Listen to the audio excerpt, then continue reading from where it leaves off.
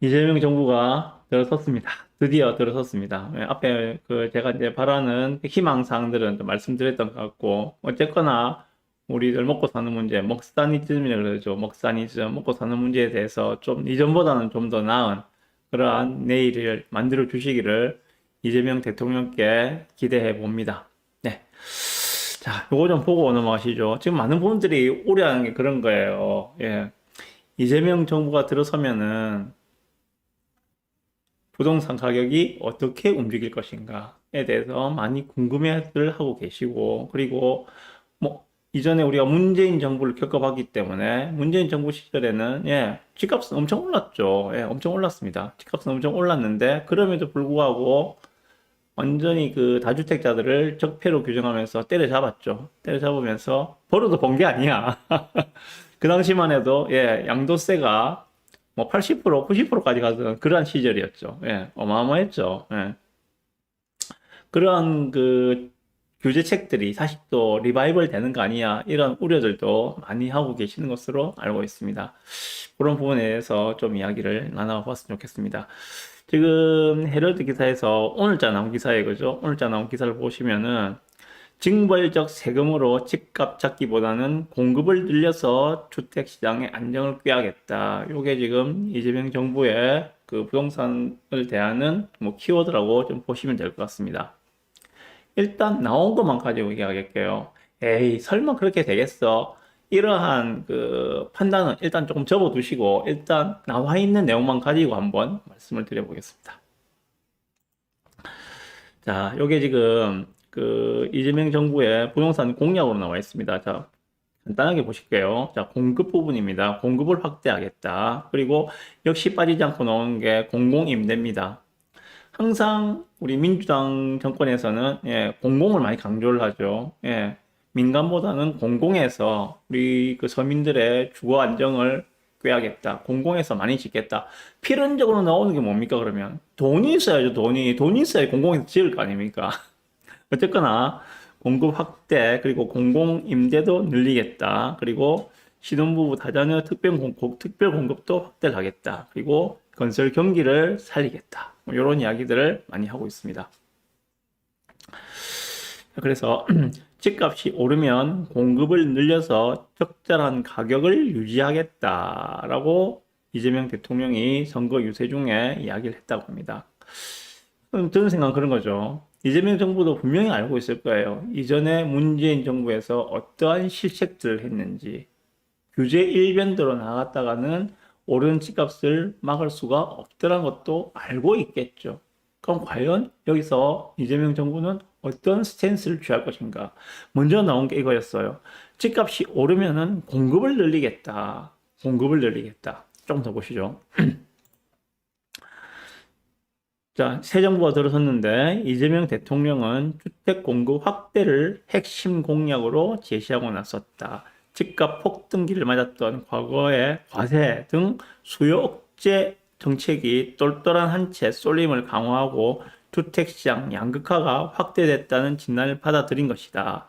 아울러 중산층 및 저소득층을 위한 공급 확대도 약속했다라고 합니다.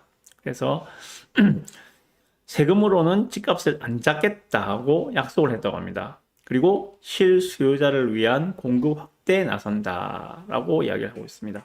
자, 세금은 다른 제재 순환으로 사용되면 정당성을 얻기 어렵다. 수요 과다로 집값이 오르면 세금으로 수요를 억압해서 가격을 관리하는 게 아니라 공급을 늘려서 적절한 가격을 유지하겠다고 약속을 했다고 합니다. 지켜봐야 되겠죠, 그러면은. 정말 세금으로 주택 가격을 안정시키는 정책을 취하지 않는지, 이제는 지켜보는 일만 남았죠. 그렇게 이야기를 했으니까. 자, 좀 더 보시면, 실제 민주당의 정책 공약집에 따르면 이 대통령 측은 초고가 아파트 가격 상승 억제 중심에서 중산층, 저소득층을 위한 주택 공급 중심의 주거 정책에 집중하겠다는 계획을 밝혔다. 주택 공급 대상은 실수요자로 한정하고 생애 최초 중 무주택 실수요자에게는 핀셋형 금융 지원도 약속했다라고 합니다. 뭐 그 외에 뭐 여러 가지 공급을 하겠다 뭐 이런 이야기를 쭉 하고 있습니다. 그래서 공급 확대를 위해서 주택 공급 신속 인허가 제도를 도입한다. 뭐 이런 이야기가 나오고 있고요. 그리고 인허가 기간을 단축해서 사업비를 절감시키고 공사비의 투명성을 담보해서 고분양가 문제를 해소하겠다. 뭐 이런 이야기도 나오고 있습니다. 그리고 용적률 건폐율 등도 좀 완화를 시켜주겠다. 뭐 이런 이야기도 하고 있고요. 단 여기서 공공성 강화의 원칙에 하에서 진행한다는 단서가 붙어 있다. 그런 이야기가 나옵니다. 이 말 뭡니까? 용적률은 늘려주겠어. 그래서 사업성을 확보를 해주겠어. 대신에 공공성을 강화해야 돼. 무슨 말입니까? 예, 임대를 늘리겠다는 이야기예요.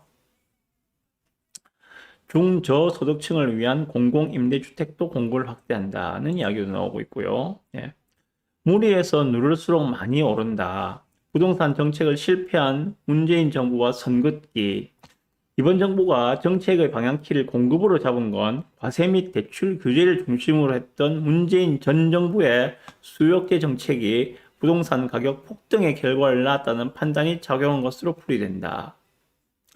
정부에서 할 수 있는 수요 억제책은 예, 두 가지였죠, 그죠? 예, 대출과 세금입니다. 대출을 틀어막아 버리고 세금을 올려버린 형태로 예, 진입장벽을 높이는 것들이죠.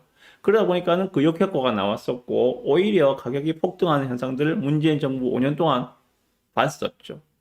거기서 교훈을 얻은 것이 현재 이재명 정부는 그렇게 할 게 아니라 공급을 늘려서 그냥 때려짓겠다는 거지. 지금 나오는 이야기는 250만 호를 이야기하더라고요. 250만 호. 한 해에 50만 호씩 주택을 공급하겠다. 근데 전문가들의 이야기는 또 이런 것도 있습니다. 단순 공급으로 집값 관리는 쉽지 않을 거다. 전문가들은 이 대통령의 단순 공급 정책만으론 최근 심화된 똘똘한 한 채 기조를 완화하기엔 부족할 거라는 지적을 내놓고 있다라고도 이야기하고 있습니다. 뭐 그리고 이전에 윤석열 전 대통령이 진행했던 뭐 종부세 완화라든지 그리고 뭐 다주택자와 고가주택 대상 과세 정책 개편 이런 것들도 뭐 아직까지 전혀 안 되고 있었죠, 그죠? 안 되고 있었는데 이런 부분들도 어떻게 진행할지 좀 지켜봐야 될 것 같다. 이런 이야기를 하고 있고요. 그래서 똘똘한 한 채를 완화하기 위해선 적절한 수요 관리가 불가피할 것이다. 어쩔 수 없이 수요 억제책을 쓸 수밖에 없지 않겠느냐. 뭐 이런 이야기도 하고 있습니다. 자, 여기에 대해서 제가 생각한 바를 좀 말씀을 드려보겠습니다. 네. 뭐, 계엄 사태가 터지고 탄핵이 헌재에서 인용이 되면서, 예, 뭐 예상한 결과였죠. 누구나 다 예상을 했었습니다. 예, 정권이 넘어갈 것이다. 예상을 했었고, 뭐, 역시나 정권은 지금 민주당 정권으로 넘어갔고, 이재명 정부가 오늘 출범을 하였습니다. 일단 우리는 축하를 해야 되겠죠, 그죠? 새 정부의 탄생을 축하하고, 네, 우리가 좀 먹고 사는 문제가 좀 더 나아지는 정책을 기대를 해봅니다. 지금 현재 국회의 다수 의석을 가지고 있는 민주당, 그럼 초거대 여당이 되는 거죠, 이제는. 초거대 여당. 총선이 이제 3년 뒤죠. 3년 뒤니까는 내년도 이제 지방선거가 있는데, 뭐 지방선거는 뭐 논외로 하고, 대통령 행정부를 장악하고 있고 민주당에서 그리고 다수 의석 국회도 장악하고 있고 앞으로 3년 정도는 예, 정말 하고 싶은 거를 다 하지 않을까 하고 싶은 대로 다 하지 않을까라고 생각을 해봅니다.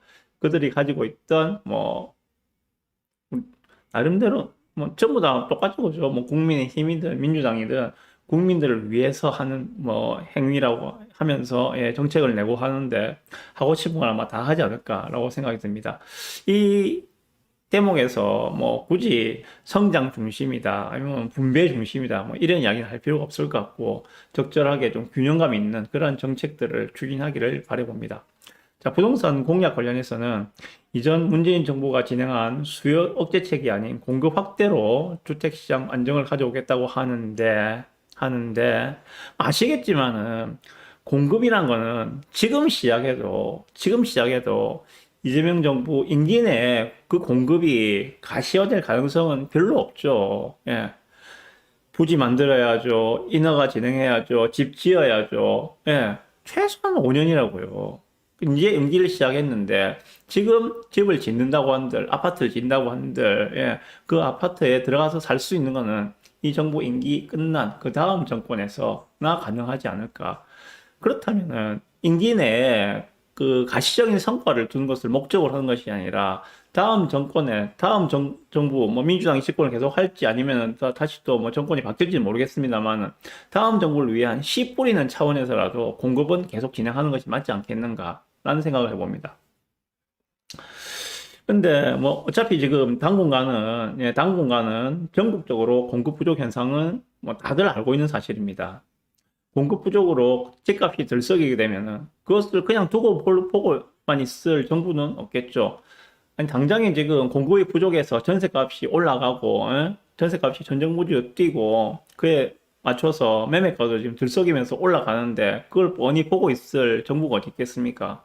그렇다고 해서 야 우리가 지금 공급을 이렇게 열심히 준비하고 있어 몇 년만 참아봐 공급이 막 쏟아질 거야 그때까지 조금만 기다려봐 이렇게 할 정부가 어디 있겠습니까? 당장에 밀려드는 수요를 어떤 식으로든 차단을 하려고 하겠죠. 당연히 수요 억제책을 쓸 수밖에 없을 거라 생각이 듭니다. 그렇다면 정부가 쓸 수 있는 수요 억제책은 말씀드렸던 대출과 세금입니다. 대표적으로 대출과 세금인데 그 카드를 안 쓸 수가 없지 않겠는가라는 생각이 들거든요. 서울 같은 경우에는 지금 다시 불장으로 가고 있다는 기사들을 많이 보셨을 겁니다. 그렇다면은 지금 서울이 올 가을에 주택 가격이 어떻게 반응을 하는지를 보시고 거기에 이번에 출범한 이재명 정부가 어떤 식으로 대응을 하는지를 보면은 현재 정부의 스탠스를 우리가 충분히 읽을 수 있지 않겠는가라고 생각을 해봅니다. 그리고 또 하나 똘똘한 괴물로 표현되는 똘똘한 한채 현상. 막 어딥니까? 반포에 서울 강남 반포에 원베일리 같은 경우에는 70억이죠. 평당 2억입니다. 평당 2억. 똘똘한 괴물이라고 이야기하자는 거죠. 똘똘한 괴물. 초양극화된 현상. 서울은 그렇게 똘똘한 한 채로 몰리면서 서울 반포의 원밸리는 70억을 찍어가고 있는데 부산 같은 경우는 어떻습니까? 부산 같은 경우에는 이렇게 보시면 되겠죠. 부산에는 4월 달에 악성 미분양이 2,462채라고 합니다. 악성 미분양이라는 거는 다 짓고 난 뒤에도 아직까지 임자를 찾지 못하고 있는 주택이 2,462 가구라고 하고 있습니다. 지금 부산의 전체 미분양 물량이 4,600개 정도 되거든요. 4,600개 정도 되는데 그 중에 거의 절반 이상이 지금 악성 미분양입니다. 요거는 건설사로 하여금 그냥 막 망해라 하는 거와 똑같은 이야기거든요. 이게 해소되지 않으면은 생각해보십시오. 건설사에서는 자기 돈을 들여가지고 집을 다 지었어요. 그런데 이게 다 짓고 나서 다 지었는데도 불구하고 분양이 안 돼.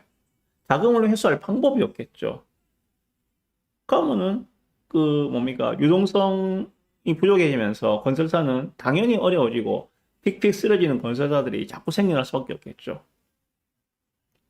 자, 이러한 양극화 현상을 좀 어떻게 풀어나갈 것인가 이를 보는 것도 상당히 중요한 관전 포인트가 아닌가 생각합니다. 즉 서울은 안정을 시켜야 되고 이러한 부산 같은 지방은 활성화를 시켜야 되는 아주 어려운 이러한 그 길을 헤쳐나가야 하는데 과연 어떻게 해나갈 건지 좀 지켜보실 필요가 있지 않을까라는 생각이 듭니다.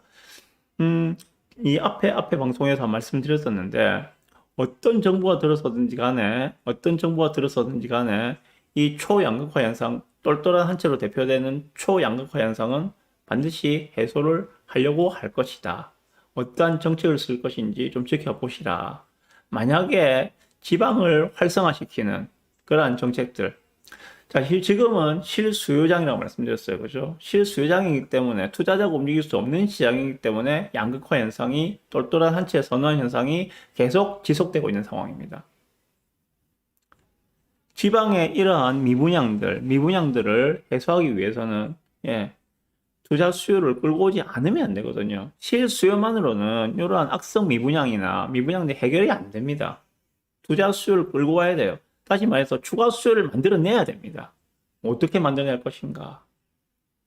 투자 수요를 끌고 오려면 그들이 들어올 수 있도록 취득세 부분이라든지 보유세 부분이라든지 양도세 부분이라든지 여기에 대해서 인센티브를 줘야지 투자자들이 들어올 수가 있겠죠.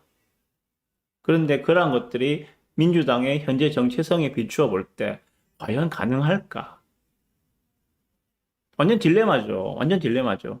이렇게 하지 않으면은 이러한 양극화 현상을 해결할 방법이 없는데 어떻게 투자 수를 끌고 올 것인가? 나의 정체성에 비추어 봐서는 이거는 하면 안 되는 것들인데 과연 가능할까? 당연히 그렇게 하면은 예?